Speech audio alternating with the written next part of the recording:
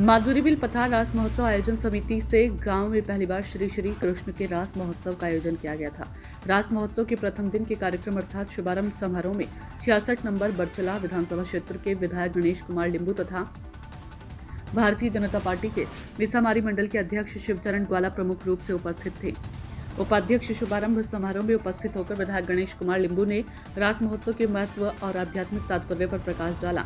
गांव के सार्वजनिक नामघर प्रांगण में पहली बार आयोजित श्री श्री कृष्ण रास महोत्सव को सफल बनाने में सहयोग देने वाले सभी लोगों के प्रति कृतज्ञता व्यक्त की। स्थानीय समाजसेवी तथा अवकाश प्राप्त शिक्षक रत्नेश्वर राभा के साथ साथ माधुरीबिल पथार रास आयोजन समिति के अध्यक्ष जयंत राभा, सचिव पोलक राभा एवं अन्य पदाधिकारीगण उपस्थित रहे।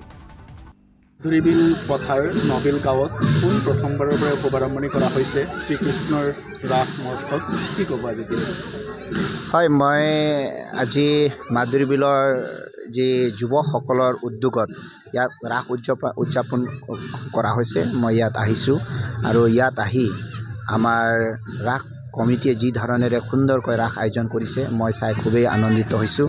আৰু ইয়াৰে যিমান ৰাইজ আছে আমাৰ ভক্তপ্ৰাণ ৰাইজ সকলোৱে আহি এই ৰাসত অংশগ্ৰহণ কৰিছে। মই ভাবোঁ গুৰুজনাই যি সৃষ্টি কৰি গৈছিল আমাৰ সেই সময়ত সাধাৰণ মানুহে সহজে বুজিব পৰাকৈ যি মদ ভাগৱতৰ যিটো কৃষ্ণ যিটো লীলা এইটো ৰাসৰ জৰিয়তে আজিও নৱপ্ৰজন্মই খুব সুন্দৰকৈ ৰাস আয়োজন কৰি আছে। এইটো মই ভাবোঁ আমাৰ কাৰণে এক অতি ব্যতিক্ৰম, কাৰণ সমাজটো যি ধৰণে পৰিৱৰ্তন হৈ গৈ আছে।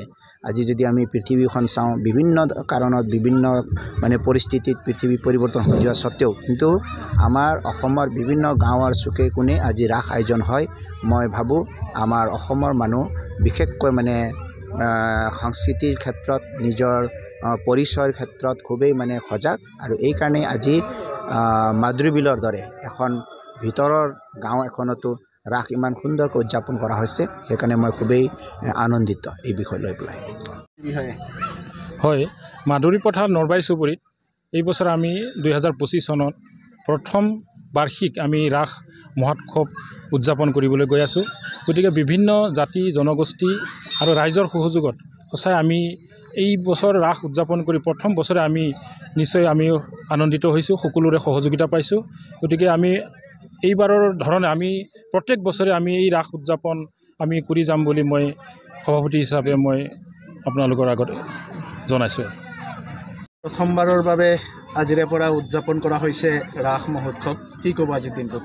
হয়, বহুত আনন্দৰ দিন। আচলতে আঘোণ মাহৰ পূৰ্ণিমা তিথিতে ৰাসটো উদযাপন কৰিব লাগে, কিন্তু আমাৰ বিভিন্ন কাম থকাৰ কাৰণে এইফালে বড়ো সাহিত্য সভা থকাৰ কাৰণে আমি কেইদিনমান পিছুৱাব লগা হ'ল। যে এইবাৰ আমাৰ এইখিনি অঞ্চলত আচলতে ক'তো ৰাস হোৱা নাই, সেইকাৰণে আমাৰ যুৱকসকলে গাঁৱৰ সকলোৱে মিলিজুলি এইবাৰ মাধুৰীবিল পথাৰ নলবাৰী চুবুৰীৰ এইখন ফিল্ডত প্ৰথমবাৰে ৰাস উদযাপন কৰাৰ কথা চিন্তা কৰিলে। আৰু আজি সপ্তাহ দিন ধৰি বৰ উৎসাহ উদ্দীপনাৰে যুৱকসকলে ইয়াৰে মুঠতে পুৰুষ মহিলা সৰু ডাঙৰ সকলোৱে মিলি পেলাই এইটো অনুষ্ঠানটো সুন্দৰভাৱে উদযাপন কৰিবৰ কাৰণে এইবিলাক ব্যৱস্থা কৰিছে। মই নিজে আচৰিত হৈছোঁ, মই নিজে একো লাগিব পৰা নাই, মাত্ৰ আমি যিখিনি তেওঁলোকক দিহা পৰামৰ্শ দিব লাগে সেইখিনি দি আছোঁ, কিন্তু শাৰীৰিকভাৱে যিখিনি কৰিব লাগে সেইখিনি কৰিব পৰা নাই। তথাপি আমাৰ যুৱ বন্ধুসকলে ইয়াতে পুৰুষ মহিলাসকলে আহি যি সুন্দৰভাৱে আজি মণ্ডপটো সজাই তুলিছে। মই আজি গোটেইদিন ৰাতিপুৱা 8টা বজাৰ পৰাই আছোঁ, খুব ভাল লাগিছে, সকলোৱে কষ্ট কৰি ৰাখিছে। মই আশা কৰিম এটা বাৰ্তা অন্তত এই অঞ্চলৰ শান্তি সম্প্ৰীতিৰ বাৰ্তা এটা বিভিন্ন অঞ্চললৈ যাব, এইটোকে আশা কৰিছোঁ। ধন্যবাদ।